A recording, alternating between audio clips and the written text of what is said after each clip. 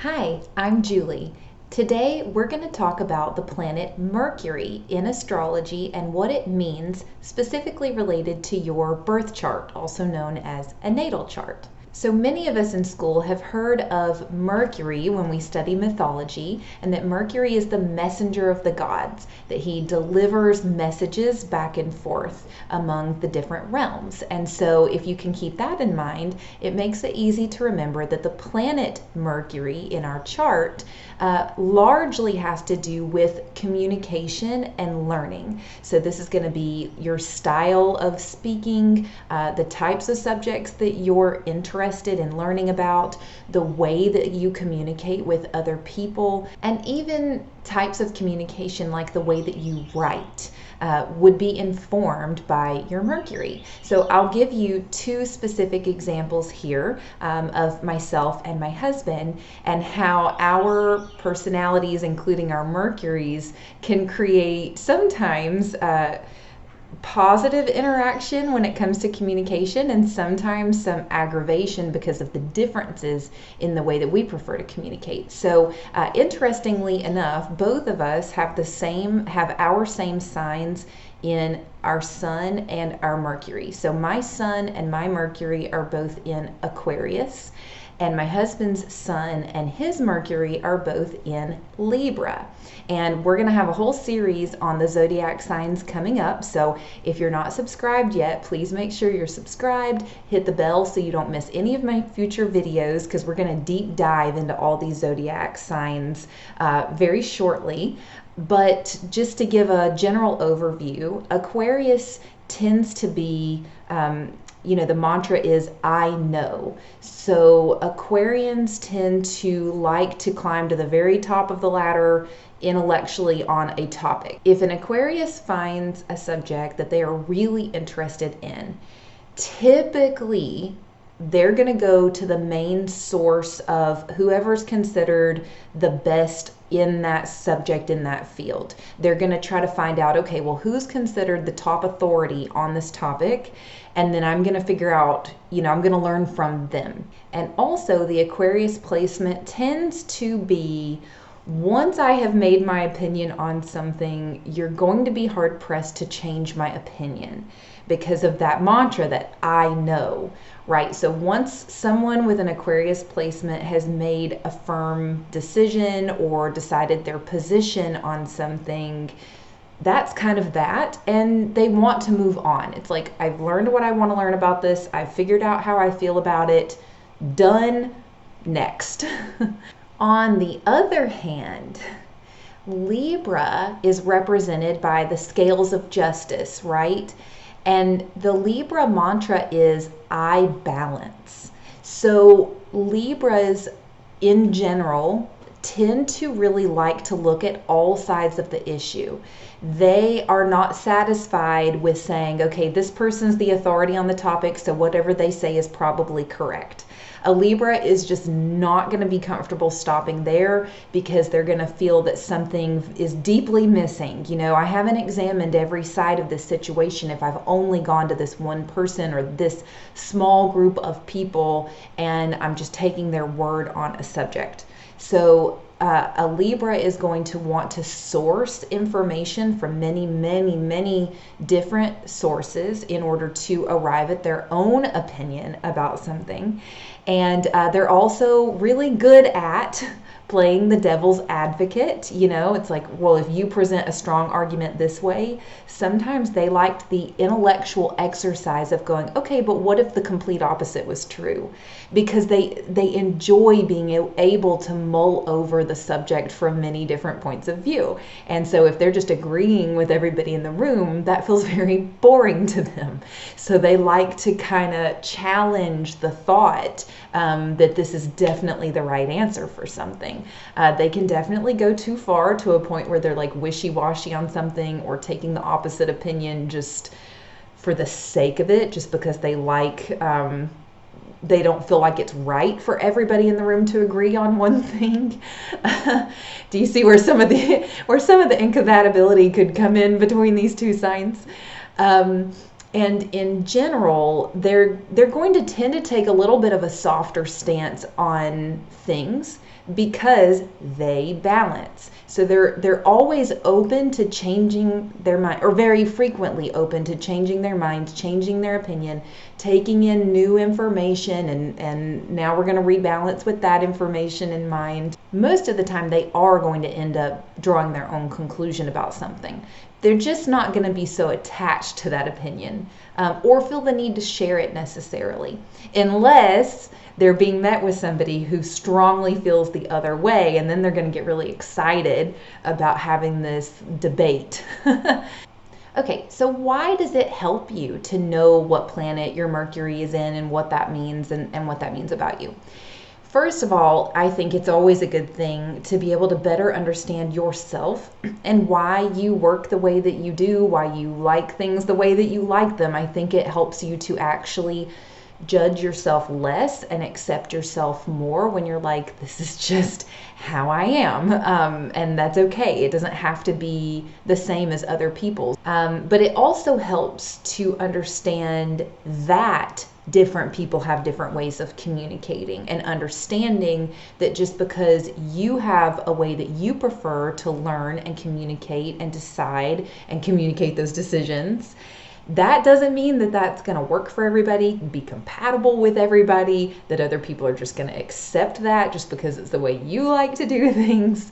And if you happen to, now most of the time, you're not going to have access to other people's charts, and unless they happen to be into astrology and they know what their Mercury is and they tell you, you're probably not going to know what their Mercury is. But especially if you're partnered up with somebody, this could be a really great way for you to work through any little issues that you may have communicating with each other. And again, for me, it's just, I know, right? The Aquarius in me wants to know, but it helps me to know what's really going on so that I don't get so attached to it. So how does this fit in with me and my husband? Well, first of all, earlier in our marriage, we used to get in a lot of heated conversations about different topics. And one of the reasons was because we each did not approve of the way that the other person made their decision in the first place, for the reasons that I've kind of hinted at along in this video already. So my way of making a decision is to go to the top, whoever's considered the top in that field, and to learn from them about their opinion, and to kind of go down that way. If their information that they have doesn't completely answer my question, I'm going to try to go to lateral, or whoever would be considered the authority just under them. And that's how I'm going to base my opinion. Well, the experts say this, so this is what's right. And my husband did not feel that that was thorough enough research on the topic. Like, okay, well, you know what the experts think, but what about real life? What about people who've experienced this? What about this? What about that? And I couldn't stand the way that he gathered his information to make decisions, because he would go to like forums online. He would go to like Reddit and other kinds of online forums like that to ask real life people what their experiences were with whatever that topic was. And he would he would spend a large amount of time like reading different people's opinions, having conversations with strangers online. Well, what did you think about this? Well, what happened when this happened? Well, what about this? Well, what was your experience when you did that or tried this? And he would, kind of do more of that in the field research. And then he would base his opinion on what he felt was more realistic information of like, okay, but in the real world, this is what happens. And for me, I felt like that was ridiculous. Like, these are just random strangers on the internet. They have no credentials. They have no formal education. They don't know more about this than you do. Why are you trusting their opinion on it over, this other person who's got like 12 doctorates and 80 certifications, and they've written 12 books and they're considered the go-to expert on this? Why why are you valuing Joe Blow's opinion over this person's opinion, And so I thought that the way he was gathering information was just really lacking credibility. And he thought that my way of gathering information was lacking, the real world application, and it wasn't a balanced approach. And so that would cause a lot of problems where we would get really, really irritable, not just about the fact that we were disagreeing about something, but the reasons that we had come to the conclusion about what we felt about something. So that was one thing that, once I kind of realized, okay, well, this is where my Mercury is, and this is where his Mercury is, and this is just how we're naturally going to be drawn to come to these conclusions. That's never going to change. It's part of who we are, but it's also very legitimate and very authentic to who we are. We are gathering information that way and making decisions that way because that's what makes the most sense to us at our core. It feels like the most valuable and correct way to do it. He's not going to change the way I feel, and I'm not going to change the way he feels. But what I can do is honor the fact that his Mercury is in Libra and that he has very legitimate reasons for wanting to do it that way. And, and he can understand and accept that that I'm not going to go there with him a lot of the times because I'm going to do it this way. And well, that's just Julie. That's just how she's going to be. So it's okay.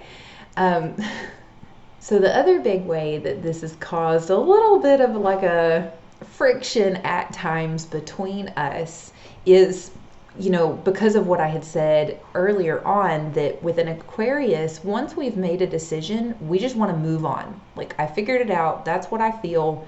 What's the next thing I need to think about? And Libras like the intellectual exercise of continuing to examine a topic or a situation or whatever. And so one thing that would cause a little bit of issue between the two of us from time to time is that, let's say something happened in the media and I had a particular opinion on it. Okay, that's my opinion. Turn the TV off. I don't want to hear about it anymore. I don't want to think about it anymore. There's nothing I can do about it. I know how I feel about it. Move on. And he would want to just continuously have this conversation, which to me felt like over and over and over and over. It was like every night there'd be some new information coming in.